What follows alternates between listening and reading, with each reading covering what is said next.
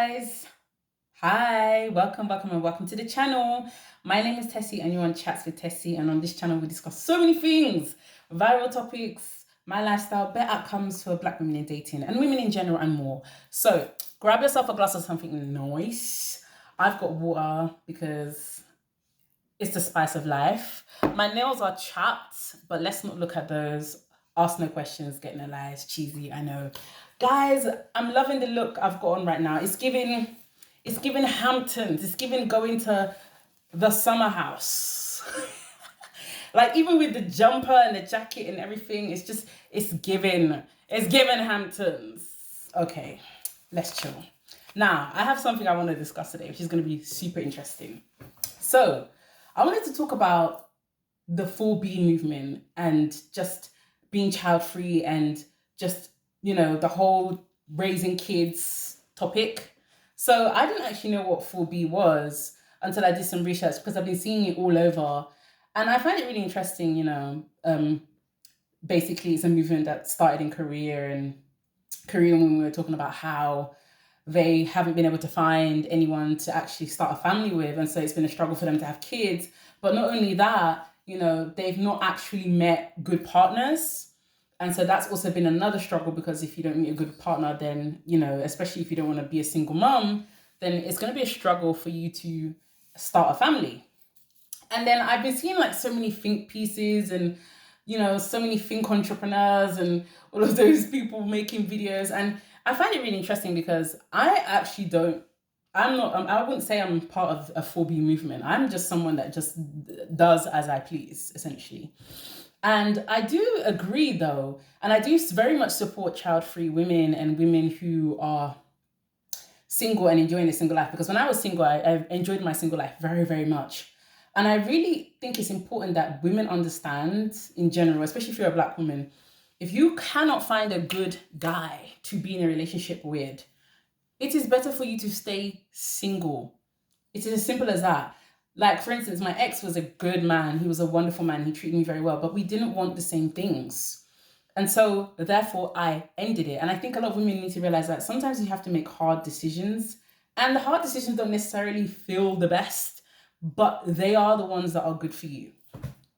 And I just find it interesting because for me personally, if I hadn't met Greg, who is my fiance, as you guys know, I'm Nigerian, he's Polish. We got engaged 5 months ago. He proposed 5 months ago. There's a video, I'll link it. We are getting married in a couple of months. If I hadn't met Greg, I'd probably be single until I met someone who matched my standard, because I have very high standards and I'm someone that I want what I want, and it doesn't matter what anyone says. Anyone can yap from now to the end of time. When I say I want something, I want it, and that's it. I'm very steadfast in what I want. I'm very unapologetic about it.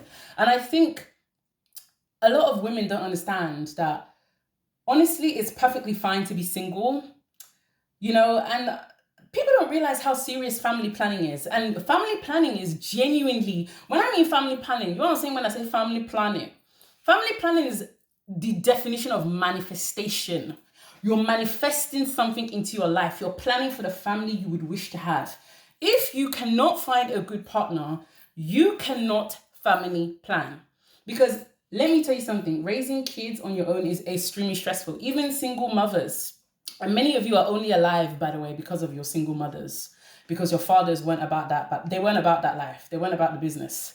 Many of you are only alive because of your single mothers. Even single mothers, they struggle.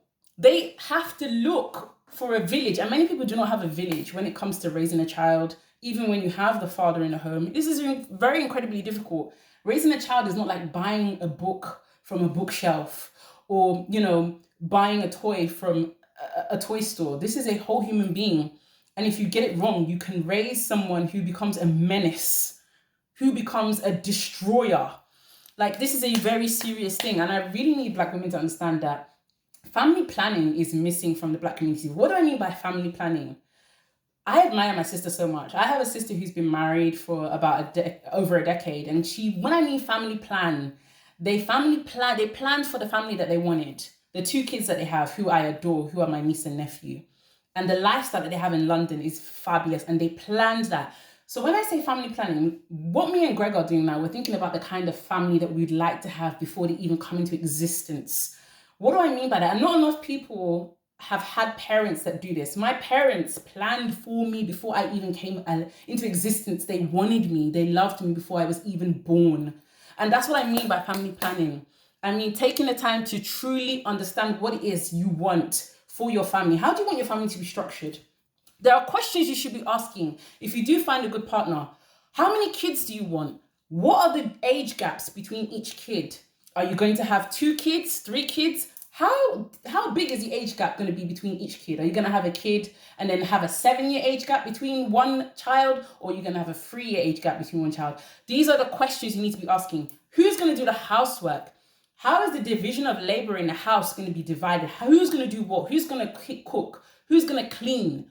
Who's going to take the kids to school? What kind of school do you want your child to go to? What kind of languages do you want them to learn? There are so many things you need to think about before you even think about having a child.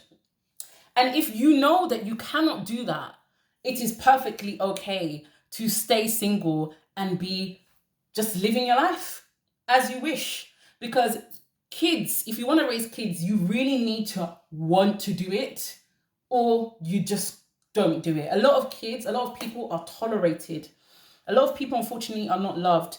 A lot of people were very near misses. They very nearly didn't make it into this life. A lot of people were very nearly aborted because their parents were just not about that. They weren't sure. You have to be 100% sure. One of the things I love about my parents is how much they wanted me and how much they were ready and eager for me. And it's one of the things that me and Greg were thinking about. And now I'm very fortunate as a Black woman to find someone that I really love, who loves me, and we're planning for our future, the life that we want our kids to have. And this is something I'm seeing is missing. When I mean family plan, I mean you plan for the kind of lifestyle you want to live. What country are you going to be living? What kind of house are you going to be living in?